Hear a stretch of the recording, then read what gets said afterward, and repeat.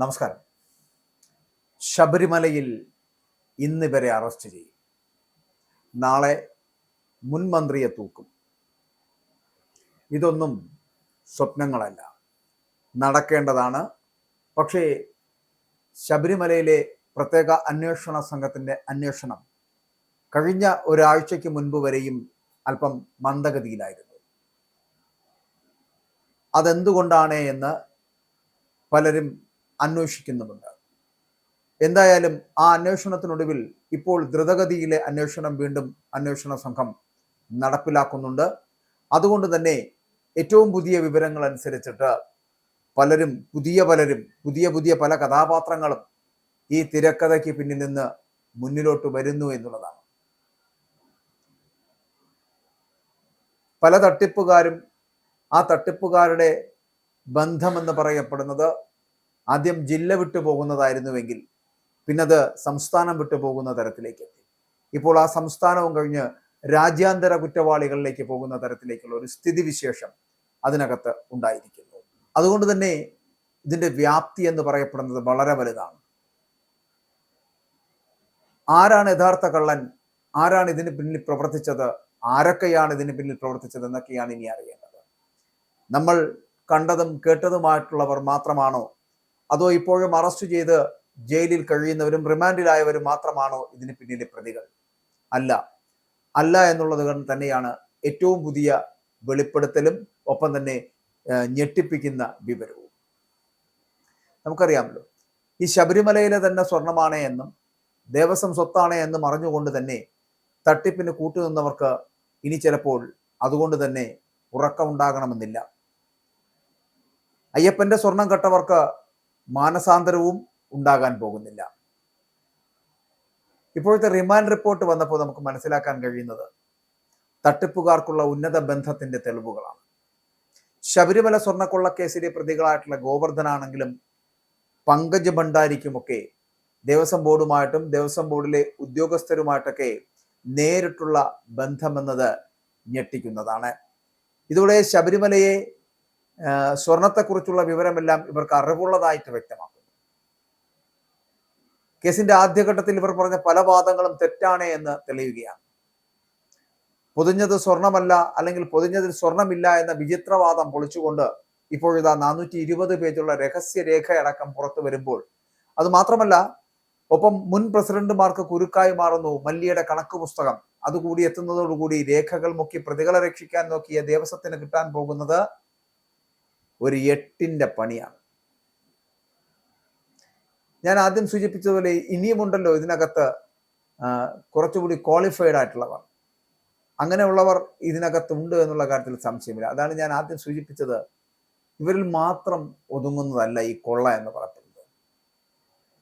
ഇപ്പോൾ ശബരിമലയിലെ സ്വർണ്ണക്കൊള്ളയിൽ ചെന്നൈയിലെ വ്യവസായിയെ കേന്ദ്രീകരിച്ചു കൂടി ഒരു പ്രത്യേക അന്വേഷണ സംഘത്തിന്റെ അന്വേഷണം ഇപ്പോൾ തുടങ്ങിയിരിക്കുകയാണ്. അതായത് സ്മാർട്ട് ക്രിയേഷൻസുമായിട്ട് അടുത്ത ബന്ധം പുലർത്തുന്ന ഈ വ്യവസായിയെ കസ്റ്റഡിയിൽ എടുക്കുവാൻ വേണ്ടിയിട്ടും ചോദ്യം ചെയ്യാൻ വേണ്ടിയിട്ടും SIT നീക്കം ആരംഭിക്കുകയും ചെയ്തു.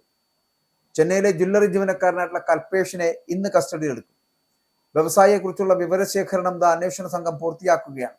അത് പൂർത്തിയാക്കി കഴിഞ്ഞാൽ അദ്ദേഹത്തെയും അറസ്റ്റ് ചെയ്യും. നമുക്കറിയാവുന്നത്, അതേസമയം ഈ ബൊല്ലാരിയിലെ ജ്വല്ലറി ഉടമയായിട്ടുള്ള ഗോവർദ്ധൻ പ്രായശ്ചിത്തമായിട്ട് നൽകിയ ഒരു 10 പവന്റെ മാല കേന്ദ്രീകരിച്ചുള്ള അന്വേഷണം കൂടി നടക്കേണ്ടതുണ്ട്. അതും ഇതിന്റെ പാരലായിട്ട് അതും നടക്കുകയാണ്. അപ്പൊ ശബരിമലയിലെ സ്വർണം വാങ്ങിയ ശേഷം അതിന്റെ പ്രായശ്ചിത്തമായിട്ട് ഒരു മണിമാല ഇയാൾ മാളികപ്പുറത്ത് സമർപ്പിച്ചിരുന്നു എന്നാണ് പുറത്തു വന്ന സൂചനകൾ എന്ന് പറയുന്നത്. അപ്പൊ ഈ മാല കണ്ടെത്തുവാനും ഈ വിവരങ്ങളെല്ലാം സ്ഥിരീകരിക്കുവാനുമുള്ള SITയുടെ നീക്കം കൂടി ഇപ്പോൾ നടക്കുകയാണ്. ശബരിമലയിൽ കൂടുതൽ സ്വർണ്ണക്കൊള്ള നടന്നോ എന്നും അന്വേഷിക്കേണ്ടതുണ്ട്. സ്മാർട്ട് ക്രിയേഷൻസ് ശബരിമലയിൽ എത്തുന്നത് തന്നെ 2009 എന്ന് അവർ തന്നെ നൽകിയ വിവരങ്ങളുടെ അടിസ്ഥാനത്തിൽ ഉറപ്പിച്ചിരുന്നു. ശബരിമലയിലെ ഉപക്ഷേത്രങ്ങളിൽ സ്വർണം പൂശിയതായിട്ടും അവകാശവാദം ഉന്നയിച്ചതോടുകൂടിയാണ് ആ വഴിക്ക് ഒരു അന്വേഷണം നടക്കുന്നത്. അതേസമയം പാളികളിൽ നിന്നും ഉരുക്കിയ സ്വർണം എവിടെയെന്ന് കണ്ടെത്താൻ അന്വേഷണ സംഘത്തിന് ഇതുവരെ കഴിഞ്ഞിട്ടില്ല. ഞാൻ ആദ്യം സൂചിപ്പിച്ച പങ്കജ് ഭണ്ഡാരി, ഗോവർദ്ധൻ, ഇവരിൽ നിന്നും കണ്ടെടുത്തു എന്ന് പറയപ്പെടുന്ന സ്വർണം ശബരിമലയിലത് തന്നെ എന്ന് ഉറപ്പിക്കുവാനും കഴിഞ്ഞിട്ടില്ല. അപ്പോൾ ഇങ്ങനെ ഇനി ഉന്നതരെ ചോദ്യം ചെയ്യേണ്ടതുണ്ട്. ഉന്നതരെ ചോദ്യം ചെയ്യുവാനുള്ള നീക്കങ്ങളടക്കം പ്രത്യേക അന്വേഷണ സംഘം നടത്തുന്നുമുണ്ട്. അപ്പോൾ ഇത്തരത്തിൽ വലിയ അന്വേഷണം ഇനി നടത്തിയാൽ മാത്രമേ ഇതിനകത്ത് യഥാർത്ഥ കുറ്റവാളികളെ പുറത്തു കൊണ്ടുവരാൻ കഴിയൂ. നമുക്കറിയാവുന്ന കുറ്റവാളികൾ അല്ലെങ്കിൽ നമ്മൾ അറിഞ്ഞ കുറ്റവാളികൾ എന്ന് പറയപ്പെടുന്ന ഈ കുറച്ചു പേരിൽ നിന്ന്, അറസ്റ്റ് ചെയ്യപ്പെട്ടവരിൽ നിന്നും ഞാനിപ്പോൾ പറഞ്ഞ പോലുള്ള ഈ അടുത്ത സംസ്ഥാനത്ത് നിന്ന് ഒരു പുതിയ വ്യവസായി കൂടി ഇതിനകത്തേക്ക് വരുന്നു. രാജ്യാന്തര വ്യവസായികൾ ഇതിനകത്തേക്ക് വരുന്നു. ആ വ്യവസായികളുടെ എല്ലാം പിന്നിൽ പ്രവർത്തിച്ചിരുന്നവർ, അവർക്ക് അങ്ങനെ ഒരു ഒത്താശ ചെയ്തു കൊടുത്തവർ, ഞാൻ ആദ്യം സൂചിപ്പിച്ചതുപോലെ ശബരിമലയിലെ സ്വർണ്ണമാണ് എന്ന് തന്നെ പറഞ്ഞുകൊണ്ട്, അല്ലെങ്കിൽ ഇത് ദേവസ്വം സ്വത്താണ് എന്ന് പറഞ്ഞുകൊണ്ട്, അല്ലെങ്കിൽ അറിഞ്ഞുകൊണ്ട് തന്നെ ഈ ഗോവർദ്ധനൊക്കെ തട്ടിപ്പിന് കൂട്ടുനിന്നു എന്നുള്ളതാണ് അന്വേഷണ സംഘം കണ്ടെത്തിയിരിക്കുന്നത്. ദ്വാരപാലക ശില്പത്തിൽ നിന്ന് സ്വർണം വേർതിരിച്ചത് പങ്കജ് ഭണ്ഡാരിയുടെ കമ്പനിയും വേർതിരിച്ച സ്വർണം വാങ്ങിയത് ഗോവർദ്ധനമാണ് എന്നാണ് SIT കണ്ടെത്തിയിരിക്കുന്നത്. ഉണ്ണികൃഷ്ണൻ പോറ്റിയും പങ്കജ് ഭണ്ഡാരിയും തമ്മിൽ നടന്ന, അവർ തമ്മിലൊരു അടുത്ത ബന്ധമുണ്ട് എന്ന് തന്നെ അന്വേഷണ സംഘത്തിന് കണ്ടെത്തിക്കാൻ കഴിഞ്ഞു. അപ്പോൾ ഇരുവർക്കുമെതിരെ ഉണ്ണികൃഷ്ണൻ പോറ്റി നൽകിയ മൊഴി എന്ന് പറയപ്പെടുന്നത് ഈ സ്വർണ്ണക്കൊള്ളയിൽ ഇവരുടെ പങ്ക് അത് എത്രത്തോളം നിർണായകമാണ് എന്ന് തെളിയിക്കുന്നതാണ്. അതാണ് SITയുടെ റിപ്പോർട്ടിൽ രേഖപ്പെടുത്തിയിരിക്കുന്നത്. അങ്ങനെ സ്വർണ്ണക്കൊള്ളയിൽ ഉൾപ്പെട്ട മറ്റു പ്രതികളെ പോലെ തന്നെ ഈ വിഷയവുമായി ബന്ധപ്പെട്ട വിവരങ്ങൾ മറച്ചുവെക്കുവാനുള്ള ശ്രമങ്ങളാണ് ഈ പങ്കജ് ഭണ്ഡാരിയുടെയും ഗോവർദ്ധന്റെയും ഭാഗത്ത് നിന്ന് ഉണ്ടായിട്ടുള്ളത്. ശബരിമലയിൽ നിന്ന് നഷ്ടപ്പെട്ട സ്വർണത്തിന്റെ ഭാഗമാണ് എന്ന് കരുതുന്ന സ്വർണത്തിന്റെ പങ്ക് ഈ രണ്ടു പേരിൽ നിന്നും കണ്ടെടുക്കുകയും ചെയ്തിട്ടുണ്ട്. അപ്പോൾ ഇതില് 470 ഗ്രാം സ്വർണം കണ്ടെത്തിയത് ഗോവർദ്ധന്റെ ജ്വല്ലറിയിൽ നിന്നാണ്. കേസിൽ ഉണ്ണികൃഷ്ണൻ പോറ്റിയെ പോലെ തന്നെ തുല്യ പങ്കാളിത്തം ഈ പങ്കജ് ഭണ്ഡാരിക്കും ഗോവർദ്ധനുമുണ്ട് എന്നാണ് റിമാൻഡ് റിപ്പോർട്ടിൽ SIT വ്യക്തമാക്കുന്നത്. സ്വർണ്ണപ്പാളി മോഷണ കേസിൽ അറസ്റ്റിലായ റിമാൻഡിൽ കഴിയുന്ന പ്രതികളുടെ ജാമ്യ ഹർജിയിലെ വിചിത്രവാദങ്ങൾ എന്ന് പറയപ്പെടുന്നതാണ് ഇവരെ ഇപ്പോൾ കൂടുതൽ കുഴപ്പത്തിലേക്കാക്കാൻ പോകുന്നത് എന്നുള്ളതാണ്. 1998 ശബരിമല ശ്രീകോവിൽ സ്വർണം പൊതിഞ്ഞതിന്റെ രേഖകൾ ഇല്ല എന്ന വാദത്തിൽ ഊന്നിയാണ് മുൻ ദേവസ്വം ബോർഡ് പ്രസിഡന്റുമാരുടെ ജാമ്യ ഹർജികൾ വന്നിരിക്കുന്നത്. 98 രേഖകൾ SITക്ക് നൽകാതെ ദേവസ്വം ബോർഡ് ഒളിച്ചു കളിച്ചതും ഇതേ വാദത്തിന് സാധൂകരണം നൽകുന്നതിന് വേണ്ടിയായിരുന്നു എന്ന സംശയമാണ് ഇപ്പോൾ ഉയരുന്നത്. അപ്പോൾ ഒക്ടോബർ 31 ദേവസ്വം ബോർഡ് ആസ്ഥാനത്ത് നിന്ന് കണ്ടെത്തിയ 420 പേജുള്ള ഫയൽ SITയുടെ കൈവശമുണ്ട്. പ്രതികളുടെ ഭാഗത്തെ വീഴ്ചകൾ അന്വേഷണ സംഘം കണ്ടെത്തിയതോടുകൂടി പ്രതിരോധത്തിന് കൂടുതൽ വഴികൾ തേടുകയാണ് സത്യത്തിൽ ഇപ്പോൾ പ്രതികളുടെ പ്രതിഭാഗം അഭിഭാഷകർ. വിവാദം തുടങ്ങിയപ്പോൾ CPM ജില്ലാ കമ്മിറ്റി അംഗം കൂടിയായിട്ടുള്ള A. പത്മകുമാർ പ്രതികരിച്ചത് എങ്ങനെയായിരുന്നു? പാളികൾ ചെമ്പാണ് എന്ന്. പിന്നീട് സ്വർണം പൂശിയത് എന്ന വാദം അംഗീകരിക്കേണ്ടി വന്നു. കേസിൽ പത്മകുമാർ അറസ്റ്റിലുമായി. N. വാസുവിന്റെ വാദങ്ങൾ പാളികൾ പുറത്തു കൊണ്ടുപോയ തീരുമാനങ്ങളിൽ തനിക്ക് പങ്കില്ല എന്നതായിരുന്നു. താൻ ചുമതലയേറ്റ സമയവും മാറിയ തീയതിയുമടക്കം സാങ്കേതിക കാര്യങ്ങളിൽ കടിച്ചു തൂങ്ങിയായിരുന്നു വാസുവിന്റെ വിശദീകരണങ്ങളൊക്കെ അന്ന് നടത്തിയത്. അപ്പോൾ അന്നൊന്നും പാളികളിൽ സ്വർണമില്ല എന്ന് ഇദ്ദേഹം വാദിച്ചിരുന്നില്ല. അന്വേഷണം ഉന്നതരിലേക്ക് എത്താതിരിക്കുവാൻ 1998 സ്വർണം പൂശിയ രേഖകൾ SITക്ക് നൽകാതെ ദേവസ്വം ഒളിച്ചുകളി നടത്തിയെന്ന് വിമർശനമുണ്ടായി. UB ഗ്രൂപ്പിലെ ചുമതലപ്പെട്ടയാൾ സ്വർണം പൊതിഞ്ഞതായിട്ട് എഴുതി നൽകിയ കണക്കുകൾ മാത്രമാണ് നേരത്തെ ദേവസ്വം ബോർഡ് കൈമാറിയിരുന്നത്. പൊതിഞ്ഞ സ്വർണം പരിശോധിച്ച് ബോധ്യപ്പെട്ട് Sabarimala development project chief engineer, assistant engineer ഇവരുൾപ്പെടെയുള്ളവർ ഒപ്പിട്ട മഹസർ രേഖ കിട്ടിയതുമില്ല. അപ്പോൾ ഈ ആധികാരിക രേഖ ഒക്ടോബർ 31 കണ്ടെടുത്തത്. 1998 മുതലുള്ള രേഖകൾ പിടിച്ചെടുക്കുവാൻ ദേവസ്വം വിജിലൻസിന്റെ അന്വേഷണ സമയത്ത് തന്നെ കോടതി നിർദ്ദേശം കൊടുക്കുകയും ചെയ്തു. അപ്പോൾ വിജയ് മല്യ സ്വർണം പൊതിഞ്ഞ സമയത്ത് ദേവസ്വം മരാമത്ത് വിഭാഗത്തിനായിരുന്നു ഇതിന്റെ നിർമ്മാണ ചുമതല. ചെന്നൈ മൈലാപ്പൂർ JNR ജ്വല്ലറി ഉടമ നാഗരാജിന്റെ നേതൃത്വത്തിൽ തമിഴ്നാട്ടിൽ നിന്നുള്ള 53 ശില്പികൾ അവർ സന്നിധാനത്തെ ദേവസ്വം മരാമത്ത് കോംപ്ലക്സ് കെട്ടിടത്തിലാണ് ഇതിന്റെ പണികൾ നടത്തിയത് എന്നുള്ളതാണ്.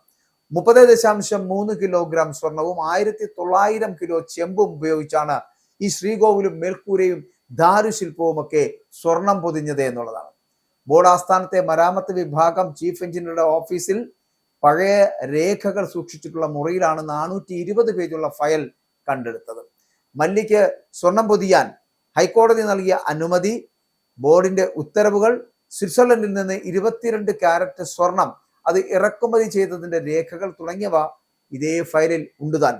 അന്നത്തെ ശബരിമല ഡെവലപ്മെന്റ് പ്രോജക്ട് ചീഫ് എഞ്ചിനീയറുടെ K. രവികുമാർ, അസിസ്റ്റന്റ് എഞ്ചിനീയറുടെ CR രാജശേഖരൻ നായർ എന്നിവരുടെ മേൽനോട്ടത്തിൽ നടന്ന സ്വർണം പൊതിയൽ ജോലികളുടെ വിശദമായിട്ടുള്ള റിപ്പോർട്ടുകളും അതിനകത്തുണ്ട് എന്നുള്ളതാണ്.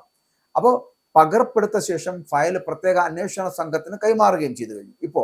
ഇപ്പോഴത്തെ നമ്മുടെ SITക്ക് ബോർഡ് എടുത്ത പകർപ്പ് ദേവസ്വം വിജിലൻസ് അധികൃതർ പിന്നീട് പിടിച്ചെടുത്തു. അപ്പോൾ ഈ പുതിയ രേഖകൾ പുറത്തു വന്നതോടെ പ്രതികളുടെ ജാമ്യാപേക്ഷ തള്ളപ്പെടുമെന്നുള്ള കാര്യത്തിൽ മാത്രമല്ല, കൊള്ളയിൽ പങ്കാളികളായിട്ടുള്ള കൂടുതൽ ഉദ്യോഗസ്ഥരിലേക്ക് അന്വേഷണം നീളുകയും ചെയ്യും. ഭക്തരുടെ വികാരത്തെ വ്രണപ്പെടുത്തി നടത്തിയ ഈ ഹിമാലയൻ കൊള്ളയിൽ ED കൂടി ഇടപെട്ടതോടുകൂടി ദേവസ്വം വൃത്തങ്ങളിൽ കടുത്ത പരിഭ്രാന്തി നിലനിൽക്കുന്നു എന്നുള്ളതാണ്.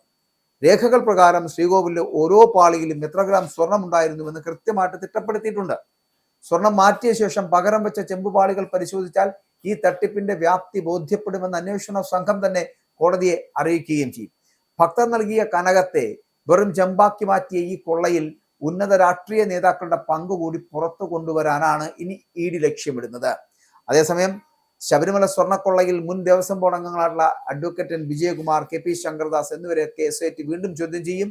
രണ്ടുപേർക്കെതിരെയും അന്വേഷണം നടക്കാത്തത് എന്താണ് എന്ന ഹൈക്കോടതി വിമർശനത്തിന് പിന്നാലെയാണ് ഇപ്പോൾ ഒരു പുതിയ നടപടി കൈക്കൊള്ളാൻ പോകുന്നത്. ചോദ്യം ചെയ്യലിൽ കുറ്റക്കാരനാണ് എന്ന് കണ്ടെത്തിയാൽ അപ്പോൾ തന്നെ അറസ്റ്റ് ചെയ്യുവാനാണ് നീക്കം.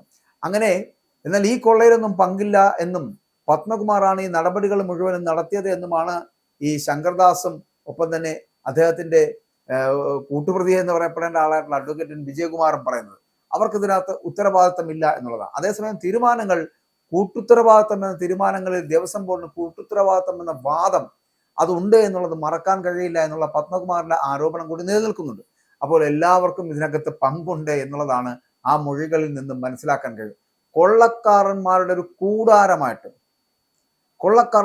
കൂടാരമായിട്ട് ഈ ദേവസ്വം ബോർഡ് വകുപ്പിനെയും അതിനകത്തെ ഉദ്യോഗസ്ഥരും ഒക്കെ മാറിയിരിക്കുന്നു എന്നുള്ളതാണ്. അപ്പോൾ ശബരിമലയിൽ നടക്കുന്ന ഈ ഇത്തരത്തിലുള്ള കൊള്ളയ്ക്ക് ഒരു അറുതി വരുത്തേണ്ടതുണ്ട്. ഇനിയും അത് നടന്നില്ല എന്നുണ്ടെങ്കിൽ ഇനിയും ഒരുപാട് പങ്കജ് ഭണ്ഡാരിമാരും ഗോവർദ്ധന്മാരും ഉണ്ണികൃഷ്ണൻ പോറ്റിമാരും ഈ ശബരിമലയെ കാർന്നു തിന്നുമെന്നുള്ള കാര്യത്തിൽ സംശയമില്ല. അപ്പോൾ ഇനിയും കുടുങ്ങാനുള്ളത് വമ്പന്മാരാണ്, ഒന്നോ രണ്ടോ പേരല്ല, ഇനിയും കുടുങ്ങാൻ വലിയ വലിയ വമ്പന്മാരുണ്ട് എന്നതിന്റെ ഉത്തമ ഉദാഹരണങ്ങളാണ് ഈ പറയുന്ന പുതിയ പുതിയ കണ്ടെത്തലുകൾ. അത് മാത്രമോ, അന്വേഷണം ആഗോളതലത്തിലേക്ക് നീങ്ങുന്നതുമൊക്കെ അതിന്റെ ലക്ഷണങ്ങളാണ് എന്നുള്ളതാണ്.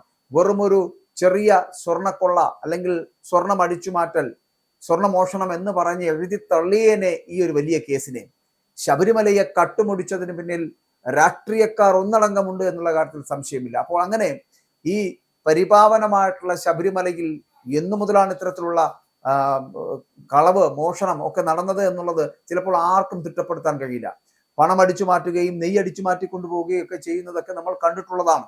പക്ഷെ ഈ പണവും നെയ്യുമൊക്കെ അതിനപ്പുറം ഇപ്പോൾ നമ്മൾ മനസ്സിലാക്കുന്നത് പോലുള്ള ഈ സ്വർണം അടിച്ചു മാറ്റി കൊണ്ടുപോകുന്ന തരത്തിലുള്ള പ്രവൃത്തികൾ എന്ന് പറയപ്പെടുന്നത് ഒരിക്കലും താരതമ്യം ചെയ്യാൻ കഴിയാത്തതാണ് എന്ന് പറയാതിരിക്കാൻ കഴിയില്ല. അതുകൊണ്ട് തന്നെ ഇത്രത്തോളം വലിയ കൊള്ള നടത്തുന്നവന്മാരെ ജയിലിലേക്ക് പറഞ്ഞയക്കേണ്ട കാലം കഴിഞ്ഞു. അതുകൊണ്ടാണ് ഇനി അറസ്റ്റ് ചെയ്യപ്പെടാൻ പോകുന്നവർ, ഞാനിപ്പോൾ പറഞ്ഞ പോലെ ഒന്നുകിൽ അഡ്വക്കേറ്റ് വിജയകുമാർ ഉണ്ടായിരിക്കും, ഒപ്പം തന്നെ ഈ അതിനോടൊപ്പം അന്നത്തെ ദേവസ്വം അംഗങ്ങളായിട്ടുള്ള KP ശങ്കർദാസ് ഉണ്ടാകും, അഡ്വക്കേറ്റ് N. വിജയകുമാർ ഉണ്ടാകും, ഒപ്പം തന്നെ മുൻ മന്ത്രിയെ അടക്കം ചോദ്യം ചെയ്യപ്പെടേണ്ടതുണ്ട് എന്നുള്ള മൊഴികൾ വരുന്നത് കൊണ്ട് തന്നെ ഇപ്പോൾ അറസ്റ്റ് ചെയ്യപ്പെടാൻ പോകുന്ന അല്ലെങ്കിൽ ഇനി ഉടൻ അറസ്റ്റ് ചെയ്യാൻ പോകുന്നത് ഈ പറയുന്ന അഡ്വക്കേറ്റ് N. വിജയകുമാറിനെയും ശങ്കർദാസിനെയും ആയിരിക്കും. അതിനോടൊപ്പം തന്നെ കൽപേഷിനെ ഇന്ന് അറസ്റ്റ് ചെയ്യും. നാളെ മുൻ മന്ത്രിയെ അടക്കം തൂക്കുമെന്നുള്ള കാര്യത്തിൽ സംശയമില്ല. അത്തരത്തിലുള്ള ഒരു നടപടിക്രമങ്ങളിലേക്കാണ് ED മുന്നോട്ട് പോകുന്നത്.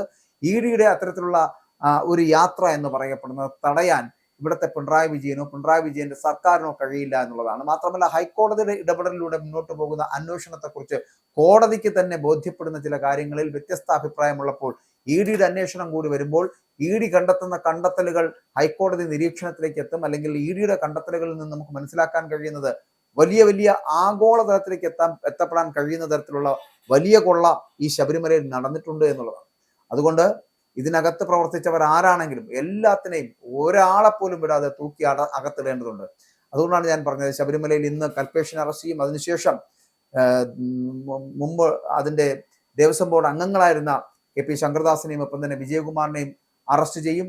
മുൻ മന്ത്രിയെ അടക്കം തൂക്കുമെന്നുള്ള കാര്യത്തിൽ സംശയമില്ല.